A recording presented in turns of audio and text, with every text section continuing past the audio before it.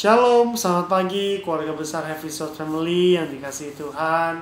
Dimanapun Bapak Ibu berada, saya berharap kita dalam keadaan sehat semuanya. Amin. Izinkan saya pagi hari ini membawakan sharing firman Tuhan yang saya beri judul Tanya Tuhan. Ada satu kejadian di mana saya sedang berdiskusi atau mungkin saya sedang ngobrol dengan Pak Erik. Tentunya kalian kenal ya Pak Erik, teman saya. Ada satu bahasan yang saya bertanya, bro, ini gimana ya? Saudara tahu? Dia cuma bilang, lu udah tanya Tuhan belum? Sekian banyak pertanyaan saya, dia cuma bilang, lu udah tanya Tuhan belum? Di situ saya merasa, masa masalah ini aja mesti tanya Tuhan sih, gitu kan? Tapi ya dia menjelaskan kenapa dia bisa berkata seperti itu. Dia kasih tahu kenapa dia tanya Tuhan dulu sebelum mengambil keputusan. Karena Tuhan lebih tahu jalan ke depannya hidup kita. Sampai saat ini, akhirnya saya menyadari, oh ya ternyata memang benar. Segala sesuatu kita harus tanya Tuhan. Mungkin Bapak Ibu Saudara sekalian, ada yang sudah mengalami hal seperti ini. Mengalami kebuntuan, mengalami kekhawatiran, mengalami kebimbangan dalam mengambil keputusan, atau mungkin yang sedang ngalamin seperti saya waktu itu, ya kan? Saya mengalami kebingungan yang amat sangat untuk ambil satu keputusan, sehingga kita bertanya gitu sama si A, sama si B, sama si C. Tapi tahu nggak Bapak Ibu Saudara, ada pribadi yang lebih tahu jalan hidup kita, yaitu tanya Tuhan. Ayat firman Tuhan terambil dalam Amos 5 ayat 4. Beginilah firman Tuhan kepada kaum Israel. Carilah aku, maka kamu akan hidup. Firman ini mengajak kita untuk mencari Tuhan.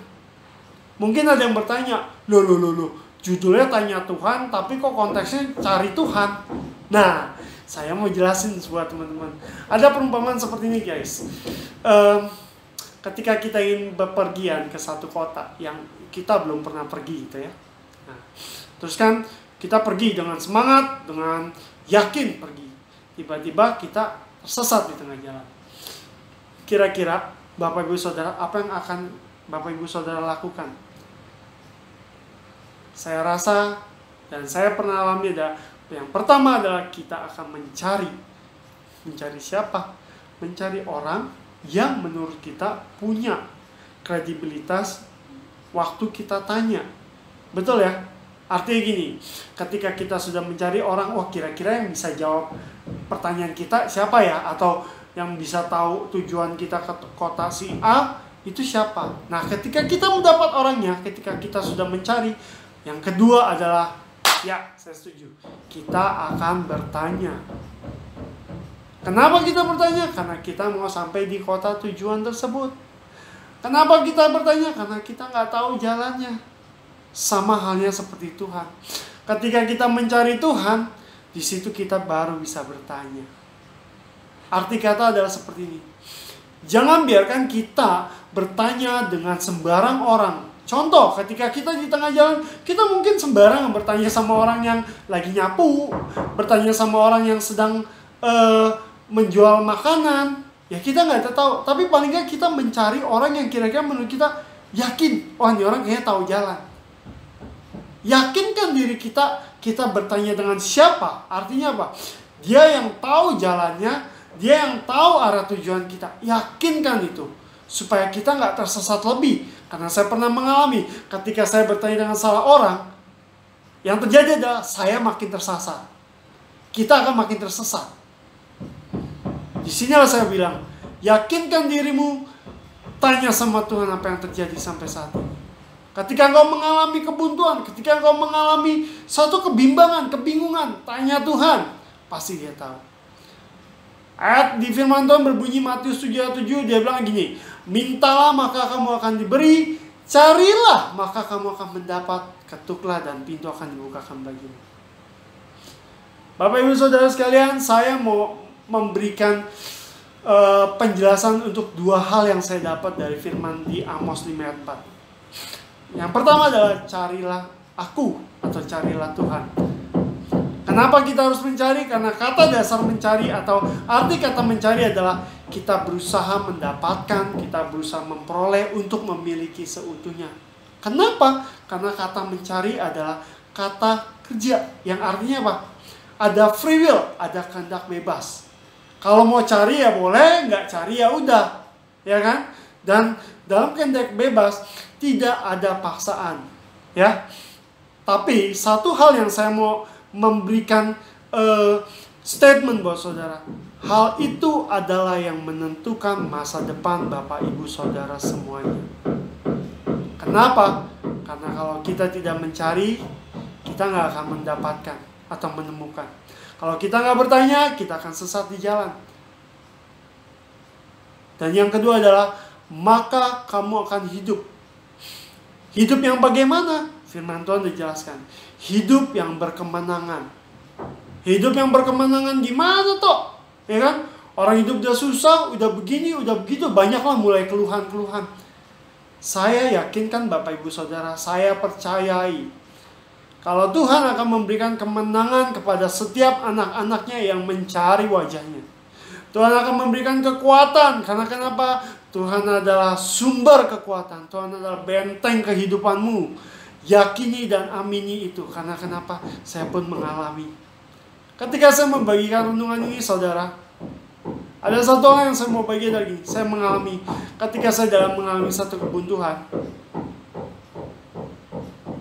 Kejadiannya itu 2 hari yang lalu. Dari hari ini ke 2 hari yang lalu. Saya mengalami satu kebingungan. Saya mengalami satu kebimbangan. Saudara, Bapak Ibu sekalian. Saat saya berdoa. Saat saya menyembah Tuhan. Saat saya menangis, saya meminta Tuhan ini gimana. Ini adalah pengalaman pribadi saya. Yang saya nikmati sampai saat ini adalah ketika saya bertanya, saya menangis, saya bilang Tuhan ini gimana. Saya nggak tahu. Tahu nggak? Tuhan jawab secara audible. Dan jujur, itu membuat saya jadi wow, amazing. Kenapa? Karena saya nggak pernah ngalamin. Saya biasa ya udah berdoa ya berdoa. Yang saya alami adalah ketika saya bertanya sama Tuhan dengan kesungguhan hati, di situ Tuhan jawab. Di situ Tuhan secara audible kasih tahu. Tuhan bilang, carilah aku maka kamu akan hidup.